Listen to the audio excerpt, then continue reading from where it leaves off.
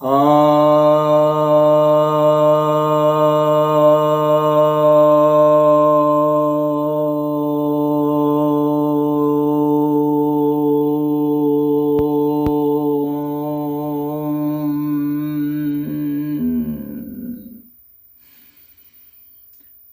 भक्तजनों को सप्रेम नमन।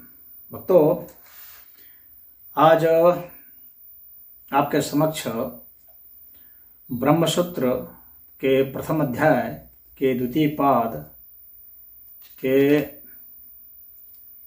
24वें सूत्र की व्याख्या करने जा रहा हूँ। इस सूत्र में कहा जा रहा है, वैश्वानरः साधारण शब्द विशेषात्, अर्थात वैश्वानर जो है वह साधारण शब्द से विशेष अर्थ के रूप में प्रयोग किया गया है।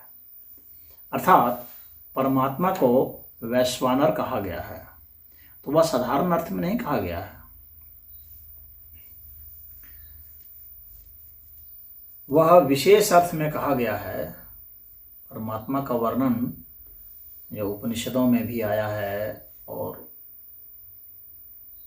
वेद में भी आया है, तमाम श्रुति ग्रंथों में आया है, चाहे आरण्यक हो चाहे ब्राह्मण ग्रंथ हो, उन सब में आया है।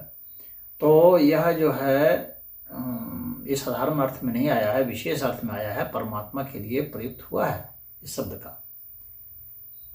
इसलिए भी परमात्मा जो हैं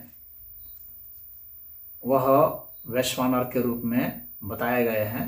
तो यहाँ पर जो है एक कथा आती है। छांदोग्य उपनिषद में एक प्रकरण है। छांदोग्य उपनिषद के 5वें अध्याय के 11वें खंड में ये प्रकरण आता है कि 5 वेद के ज्ञानी पुरुष थे, गृहस्थ थे, लेकिन वे वेद के ज्ञानी पुरुष थे। तो वे जो 5 थे उनका नाम दिया हुआ है प्राचीन साल, सत्यज्ञ, इंद्रद्युम्न, जन और बुड़िल। तो इन लोगों को यह समझ में नहीं आ रहा था कि वास्तव में ये ब्रह्म का स्वरूप क्या है, आत्मा का स्वरूप क्या है, ये इनको समझ में नहीं आ रहा था। तो इन्होंने कहा कि ऐसा है कि हम लोग उद्यालक ऋषि के यहाँ चलते हैं, उनको इस विषय में पक्का ज्ञान है, तो उनके यहाँ चलते हैं, हम लोग वहाँ से समझते हैं। तो उद्यालक ऋषि कहे कि नहीं, ऐसा है कि हम लोग जो है राजा अश्वपति के पास चलते हैं, उनको वैश्वानर का विशेष ज्ञान है। तो फिर जो है वे राजा अश्वपति के पास जाते हैं। तो राजा अश्वपति जो है वह पूछते हैं, उनका स्वागत करते हैं, फिर पूछते हैं। पहले तो वे सोचते हैं कि शायद ये लोग आए हैं इसलिए कि भाई इनको कुछ दक्षिणा वगैरह चाहिए होगा, या जहवन का कुछ कराएंगे या कुछ उपदेश वगैरह सनातन धर्म का प्रचार प्रसार के लिए ऐसे कुछ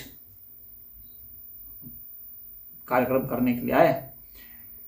लेकिन वे कहते नहीं, हम लोग तो बस आपसे एक ही चीज लेने के लिए आए हैं, और वह है कि आपसे हम लोग वैश्वानर की जो है हम लोग विषय में हम लोग चर्चा करने आए हैं, उसके विषय में ही हम लोग को ज्ञान चाहिए, और आपसे अच्छा और कोई ज्ञान देने वाला नहीं है इस विषय में। तो आप इसके ज्ञाता हैं, तो आप हम लोग को यह दे करके हम लोग को कृतार्थ कीजिए। तो राजा ने पूछा कि आप लोग किस तरह से उपासना करते हैं वह बताइए, तो फिर मैं बताऊंगा।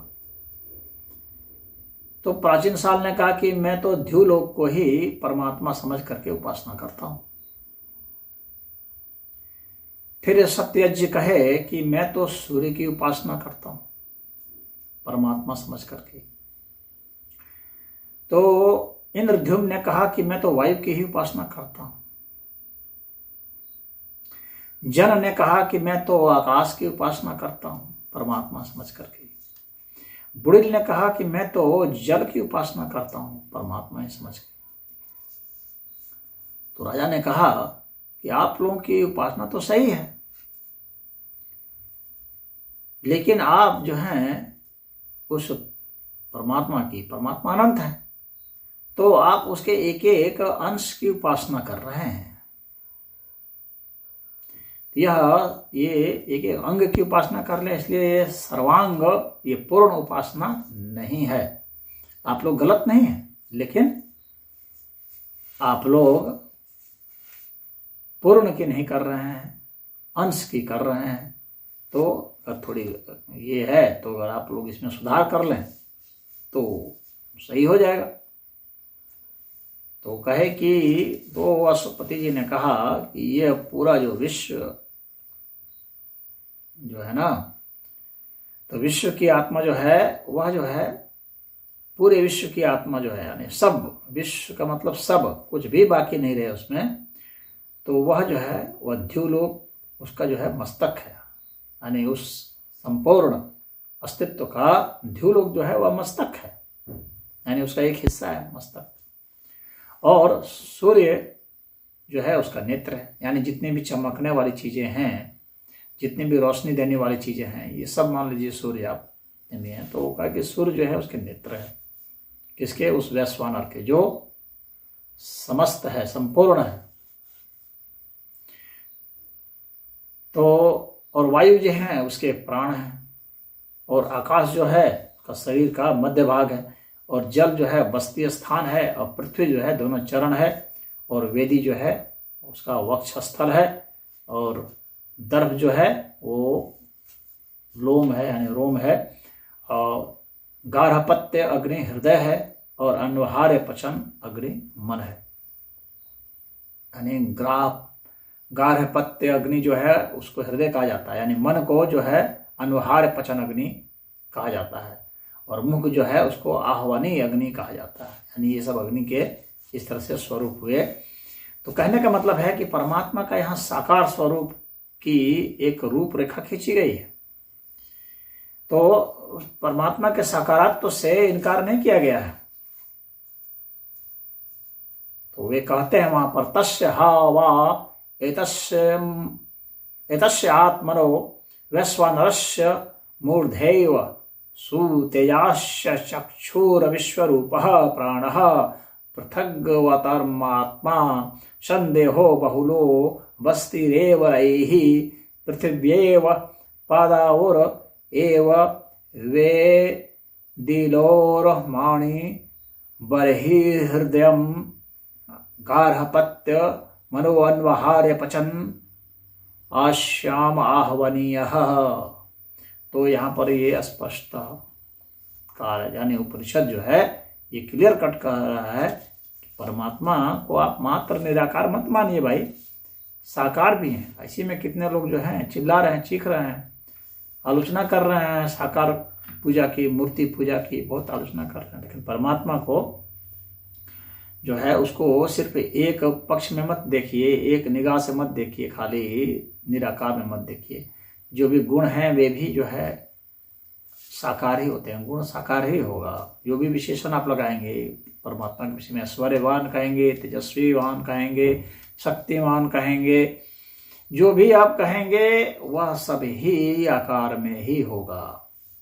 निराकार भी आपको कहना होगा ना तो आकार का ही सहारा लेना पड़ेगा। निर्गुण भी कहना पड़ेगा ना तो गुण का ही सहारा लेना पड़ेगा। तो ये सब जो हैं,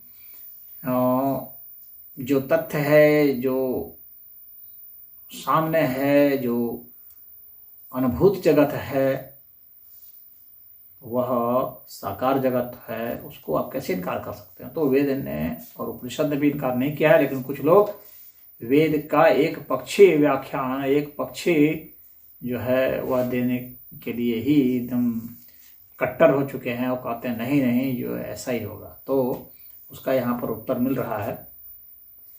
तो विश्व का आत्मा को विराट स्वरूप कहा गया है।